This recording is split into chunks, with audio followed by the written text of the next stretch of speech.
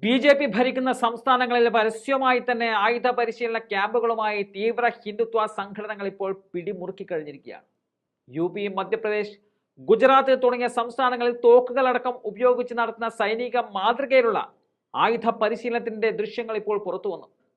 ഇന്ത്യയിലെ മതന്യൂനപക്ഷങ്ങൾക്ക് നേരെയുള്ള ആക്രമണങ്ങൾ ചൂണ്ടിക്കാട്ടുന്ന മാധ്യമ ഗവേഷണ സംരംഭമായ ഹിന്ദുത്വ വാച്ചാണ് ആയുധ പരിശീലന ദൃശ്യങ്ങൾ തങ്ങളുടെ സോഷ്യൽ മീഡിയ പേജുകളിലൂടെ പുറത്തുവിട്ടിരിക്കുന്നത്. RSS പോഷക സംഘടനകളായ വിശ്വ ഹിന്ദു പരിഷത്തും അതിന്റെ യുവജന സംഘടനയായ ബജ്രംഗ് ദളും അന്താരാഷ്ട്ര ഹിന്ദു പരിഷത്തുമാണ് വിവിധയിടങ്ങളിൽ ക്യാമ്പ് സംഘടിപ്പിച്ചത്.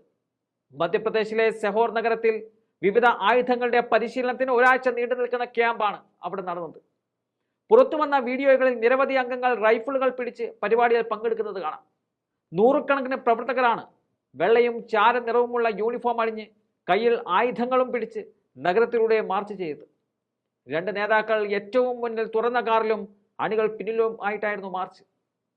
ബി.ജെ.പി. ഭരിക്കുന്ന ഛത്തീസ്ഗഡിൽ ന്യൂനപക്ഷ സമുദായങ്ങൾക്കെതിരായ അക്രമങ്ങൾ വർദ്ധിച്ചു വരുന്നതിനിടെയാണ് ഇത്തരം ആയുധ പരിശീലനങ്ങൾ തുടരുന്നത്. പാസ്റ്റർമാർക്കെതിരായ അക്രമങ്ങൾ, മതപരിവർത്തന ആരോപണങ്ങൾ, വർഗീയ സംഘർഷങ്ങൾ എന്നിവയും റായ്പൂരിൽ റിപ്പോർട്ട് ചെയ്തിരുന്നു. ഈ സാഹചര്യത്തിൽ ഇത്തരം പരേഡുകൾ വലിയ ചർച്ചകൾക്ക് കാരണമായിട്ടുണ്ട്.